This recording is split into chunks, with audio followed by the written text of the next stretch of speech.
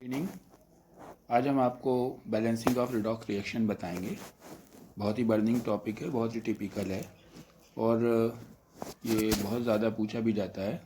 इसमें जिस तरह से आपको मैं एक क्वेश्चन का एग्जांपल देके समझा रहे हैं कि किस तरह से क्वेश्चन आता है और हमें क्या करना होता है। सपोज़ कीजिए हमको क्वेश्चन दिया गया है Cr2O7 double negative plus H positive plus NO2 negative. इस तरह से क्वेश्चन लिख के आता है और क्वेश्चन होता है complete and balance the reaction. Student, ये डी ब्लॉक चैप्टर से रिलेटेड है और 11th क्लास में रिडॉक्स रिएक्शन में भी इस तरह का क्वेश्चन पूछा जाता है। तो अगर हम इसको रोटाफिकेशन करके रट के क्वेश्चन करने की कोशिश करेंगे तो हमारे लिए बहुत डिफ़िकल्ट होगा और बहुत सारे आपको इक्वेशन लर्न करने पड़ेंगे। क्या प्रोडक्ट बनेगा उसके बाद भी हो सकता है कि वो आपको मिस्टेक हो और बाद में आंसर आपका रॉन्ग हो। तो स्टूडेंट्स, हमें करना क्या है, यहाँ पे हम आपको एक टेक्निक बता रहे हैं जिसके थ्रू आप कोई भी रिएक्शंस को बैलेंस कर पाएंगे और लिख पाएंगे आराम से। एक्चुअल में ये K2Cr2O7 यानी पोटेशियम डाइक्रोमेट से रिलेटेड है। K2Cr2O7 एसिडिक मीडियम में एक अच्छा ऑक्सीडाइजिंग एजेंट होता है और ये ऑक्सीजन प्रोड्यूस करता है, जिसकी वजह से वो ऑक्सीजन बहुत सारे सब्सटेंस को, इनऑर्गेनिक और ऑर्गेनिक सारे ही सब्सटेंस को ऑक्सीडाइज करती है। ऑर्गेनिक केमिस्ट्री में बहुत सारी इक्वेशंस में इसका यूटिलाइज किया जाता है। जैसे आप अल्कोहल का ऑक्सीडेशन करते हैं K2Cr2O7 की प्रेजेंस में, तो आप एल्डिहाइड या कार्बोक्सिलिक एसिड बनाते हैं। तो उसी तरह से इनऑर्गेनिक केमिस्ट्री में कहाँ कहाँ इनका यूटिलाइज होता है और किस तरह से रिएक्शन लिखी जाती है वो हम आज इसमें सीखेंगे। तो सबसे पहले तो हमें जो मेन रिएक्शन है उसे सीखना है, जिसके थ्रू आप सारी रिएक्शंस को सॉल्व कर पाएंगे। इसको रटने की कोशिश बिल्कुल ना करें और जिस तरह से मैं बता रहा हूँ उस तरह से आप कोशिश करेंगे तो आपको बहुत इजी रहेगा और सारी रिएक्शन सॉल्व हो पाएंगी। वीडियो को लास्ट तक देखिएगा और कई एग्जाम्पल इसमें सॉल्व करे जाएंगे।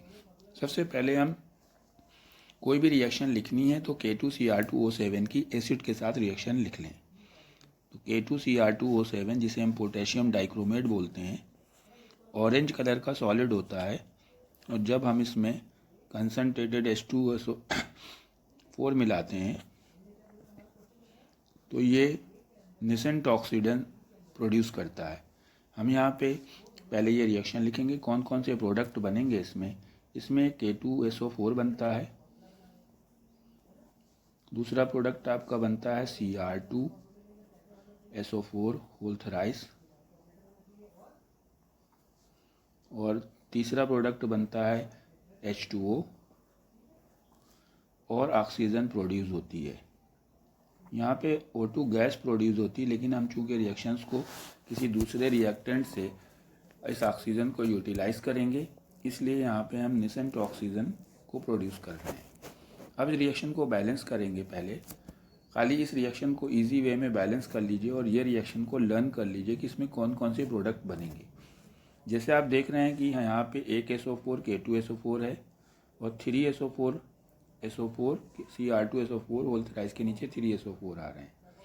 टोटल राइट साइड में आपको 4SO4 मिल रहे हैं, तो हम यहाँ पे 4H2SO4 कर दें, जिससे कि आपके SO4 बैलेंस हो गए हैं। अब आप देख रहे हैं यहाँ पे 4H2 आ गया है, यानी 8H हैं, तो हम यहाँ पे इसको 4H2O करके H को भी बैलेंस कर दें। अब हमारे ऑक्सीजन बैलेंस करने के लिए हमें यहाँ पे 3 यूटिलाइज करना पड़ेगा, यानी कि जब एक मालिक्यूल K2Cr2 का 4 मालिक्यूल H2SO4 से रिएक्शन करता है तो हमें 3 ऑक्सीजन निसेंट मिलते हैं और इसमें 3 प्रोडक्ट और बनते हैं K2SO4 Cr2SO4 whole थराइस and H2O।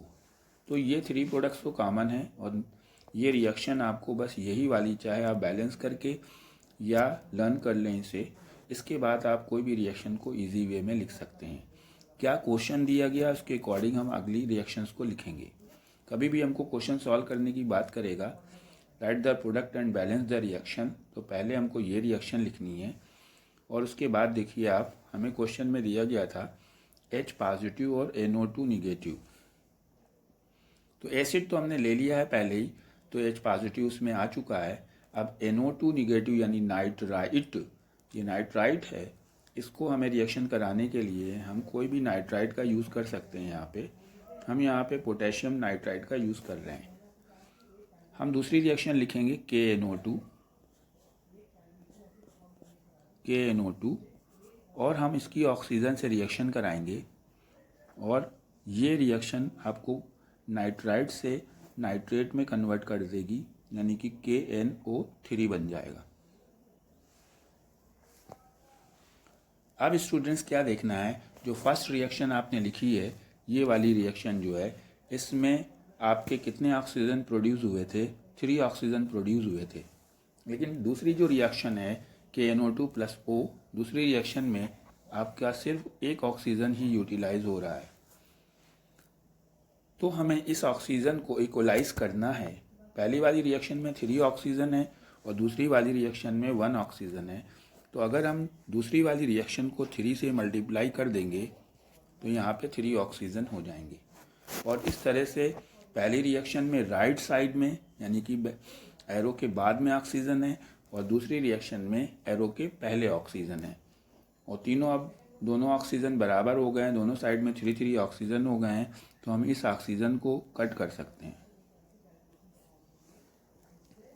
अब जो आपकी रिएक्शन बचेगी उसको हम राइट साइड वाले प्रोडक्ट राइट साइड में और लेफ्ट साइड के जो भी रिएक्टेंट्स हैं उन्हें लेफ्ट साइड में लिख देंगे। तो लेफ्ट साइड में रिएक्टेंट क्या है? एक तो K2Cr2O7 है, 4H2SO4 है, और यहाँ पे 3 से मल्टीप्लाई हो गया है तो 3KNO2 हो गया। तो हमारे रिएक्टेंट हम लिख रहे हैं K2Cr2O7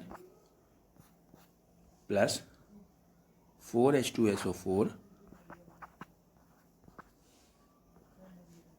+ 3KNO2। ये हमारे रिएक्टेंट हो गए। अब हम प्रोडक्ट साइड में देखें, एक हमारा K2SO4 है, एक Cr2SO4 होल थ्राइज है, 4H2O है, और ये KNO3 बना है जो कि 3 से मल्टीप्लाई करके 3KNO3 हो जाएगा। तो अब इन सारे प्रोडक्ट्स को हम एरो के बाद लिख देंगे। तो हम लिखेंगे K2SO4 + Cr2SO4 whole thrice + 4H2O और + 3KNO3। अब स्टूडेंट्स हमको क्या करना है, क्योंकि हमें रिएक्शन इस फॉर्म में नहीं दी गई है, ये रिएक्शन ऐसे भी लिखने को आ सकती है, जैसे क्वेश्चन पूछा जाता कि right the reaction when K2Cr2O7 acidified react with potassium nitrite. तो ये भी ऐसे भी क्वेश्चन आ सकता था वर्ड इक्वेशन के फॉर्म में, या आपको आयनिक फॉर्म में, जैसा मैंने ऊपर आपको क्वेश्चन में दिखाया सबसे पहले, इस फॉर्म में आ सकता था। तो आप क्या देख रहे हैं इसमें कि यहाँ पे आपका Cr2O7 है, K नहीं है, यहाँ पे भी K नहीं है, और कहीं भी इक्वेशन में SO4 नहीं आ रहा। तो हमें इक्वेशन से K और SO4 को दोनों साइड से रिमूव कर देना है, जो हमारी फाइनल इक्वेशन आई है।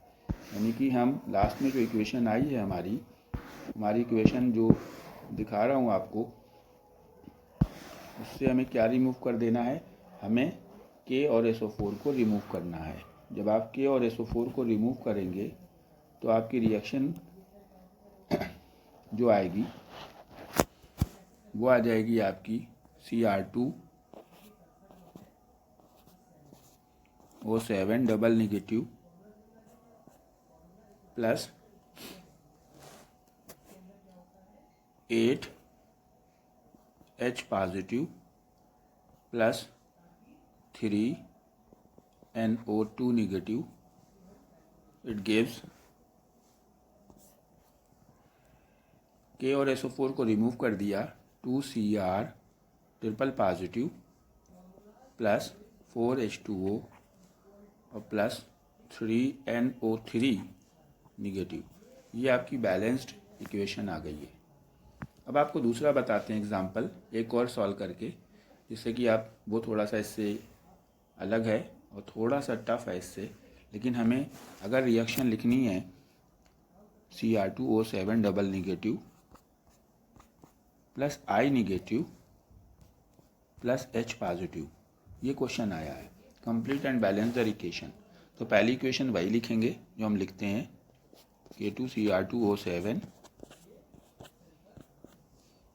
प्लस 4H2SO4 बन जाएगा K2SO4 plus Cr2SO4 whole thrice plus 4H2O और प्लस 3O। ये मेरी पहली इक्वेशन हो गई। दूसरी इक्वेशन हमको यहाँ पे क्वेश्चन में I निगेटिव दिया गया है और एसिड दिया गया है, तो हम I निगेटिव के लिए KI ले लेंगे। दूसरी इक्वेशन लिखेंगे KI और यहाँ पे हमको एसिड फिर से मिलाना पड़ेगा H2SO4 और प्लस O डिसेंट ऑक्सीजन। तो यहाँ पे जो प्रोडक्ट बनेगा K2SO4 और प्लस H2O और प्लस I2। इस इक्वेशन को बैलेंस करने के लिए हमको यहाँ 2 लगाना पड़ेगा। और जैसा आप देख रहे हैं कि हमने बताया कि यहाँ पे आपका 3 ऑक्सीजन है, तो यहाँ पे 3 लाने के लिए इस इक्वेशन को हमें 3 से मल्टीप्लाई करना पड़ेगा। पूरी इक्वेशन को 3 से मल्टीप्लाई करेंगे तो ये ऑक्सीजन हमारा कैंसिल हो जाएगा। अब आप देख लीजिए हमारे रिएक्टेंट क्या बचे, K2SO4 बचा, 4H2SO4 ये हैं और 3H2SO4 यहाँ पे नीचे दूसरी वाली लाइन से आ जाएंगे, तो 7H2SO4 हो जाएगा। और ये हमारे 3 2 6 KI आ जाएगा। ये रिएक्टेंट हो गए। अब प्रोडक्ट साइड में देखिए K2SO4, एक K2SO4 तो इधर है और 3 K2SO4 यहाँ पे आएंगे क्योंकि इस इक्वेशन में 3 का मल्टीप्लाई किया गया है दूसरी इक्वेशन में, तो हमारे 4 K2SO4 हो जाएंगे। H2O देखिए, H2O आपके ऊपर 4H2O हैं और दूसरी इक्वेशन में आपके कितने H2O दिख रहे हैं आपको, 3H2O, 7H2O हो जाएंगे। तो हमारी जो रिएक्शन आएगी बैलेंस हो करके वो आएगी K2Cr2O7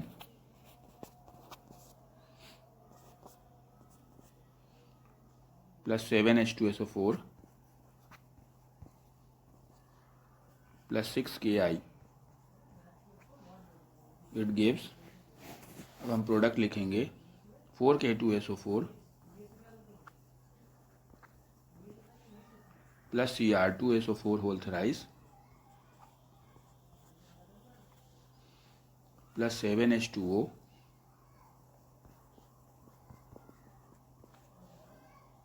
और प्लस 3I2।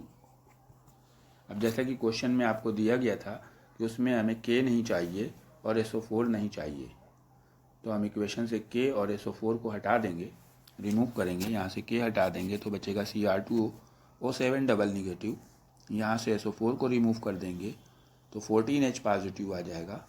यहाँ से हम K को हटा देंगे तो 6I निगेटिव आ जाएगा।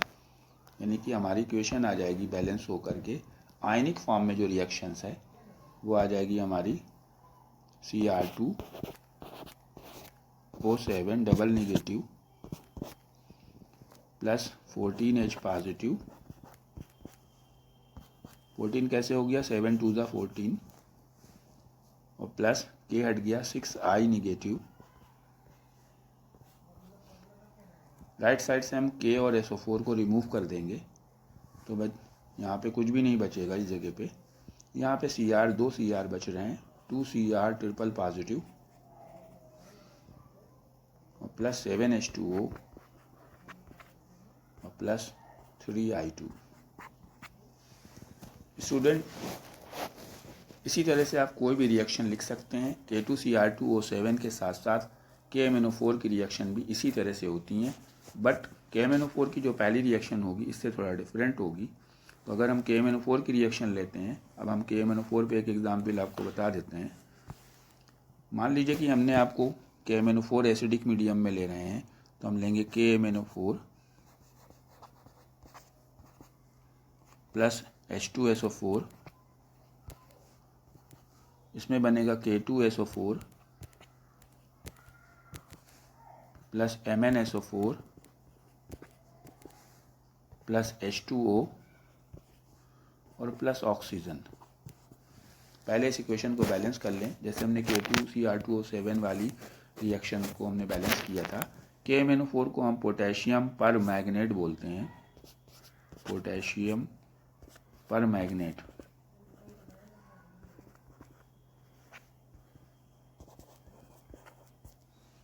इसको बैलेंस करेंगे तो यहाँ 2 KMnO4 आएगा, क्योंकि राइट साइड में 2 K हो रहे हैं। अब जब 2 KMnO4 करेंगे तो यहाँ 2 MnSO4 आएगा। इस तरह से आपके SO4 2SO4 ये हो गए और 1SO4 ये हो गया, 3SO4 हो गए तो 3H2SO4 कर देंगे, 3H2O कर देंगे और यहाँ पे 5O आएंगे। K2Cr2 वाले केस में 3 ऑक्सीजन आ रहे थे, KMnO4 में 5 ऑक्सीजन आ रहे हैं। ये उससे बेटर ऑक्सीडाइजिंग एजेंट होगा। अब हम अगर कोई भी रिएक्शन लिखना चाहते हैं, मान लीजिए कि हमने आपको रिएक्शन दी है H2S के साथ, इसका ऑक्सीडेशन करना है, तो हम H2S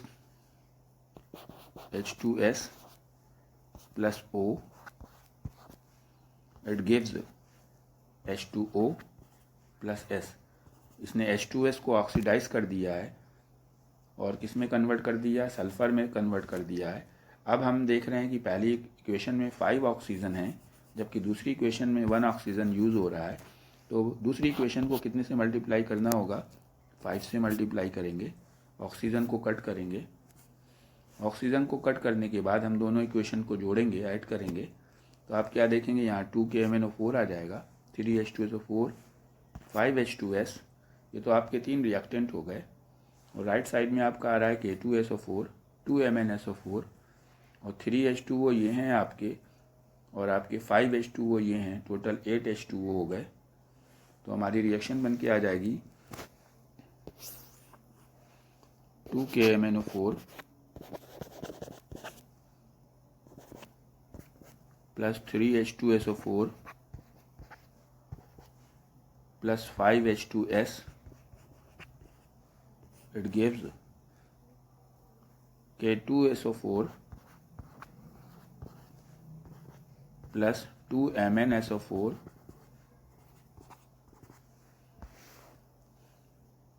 plus 8H2O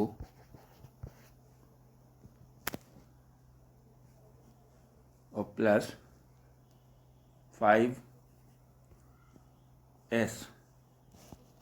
अब अगर इसको आयनिक फॉर्म में आप लिखते हैं तो हमें K और SO4 को नहीं लेना है। यहाँ से K हटा देंगे, यहाँ से SO4 हटा देंगे, इधर से K हटा देंगे, SO4 हटा देंगे, यहाँ से SO4 हटा देंगे, और जो आपकी रिएक्शन बचे उसे लिख दीजिए, आयनिक फॉर्म में रिएक्शन आ जाएगी। ये K हटा दिया तो आपका बचा 2 MnO4 निगेटिव, SO4 हटा दिया तो यहाँ पे आ गया 6H पॉजिटिव। और यहाँ पे स्टूडेंट्स फिर से देखिए, ये जो H2S है इसको हम आयन के फॉर्म में भी ब्रेक करके लिख सकते हैं और ऐसे भी लिख सकते हैं। अगर उसमें आयनिक फॉर्म में इक्वेशन में S निगेटिव दे रहा है, यहाँ पे आपको H2S अगर दे रहा है तो रिएक्शन में H2S लिखेंगे, और अगर आयन के फॉर्म में S निगेटिव दे रहा है तो हम उसको ब्रेक कर देंगे। तो यहाँ पे हम इसको ऐसे भी लिख सकते हैं 10H पॉजिटिव और plus 5S negative, double negative, और प्रोडक्ट हमारा क्या आ जाएगा, प्रोडक्ट आपका आ गया 2Mn डबल पॉजिटिव, क्योंकि K और SO4 तो हट चुका है, प्लस 8H2O और प्लस 5S। अब अगर आपने आयनिक फॉर्म में लिखा है तो ये दोनों H पॉजिटिव को ऐड कर दीजिए, तो यहाँ पे आपका आ गया 16H पॉजिटिव। इस तरह से आप कोई भी इक्वेशन को सॉल्व कर सकते हैं और आपको रटने की ज़रूरत नहीं पड़ेगी। स्टूडेंट्स, एक रिएक्शन आपको दे रहा हूँ, बैलेंस करिए। KMnO4 प्लस HCl और प्लस H2SO4। इस रिएक्शन को कंप्लीट बैलेंस करिए और आयनिक फॉर्म में लिखिए। हो सके तो कमेंट सेक्शन में लिखिए। अगर प्रॉब्लम आती है तो भी कमेंट सेक्शन में लिखिए, जिससे कि आप इसकी प्रॉब्लम को सॉल्व कर सकें। Okay, thank you, good bye.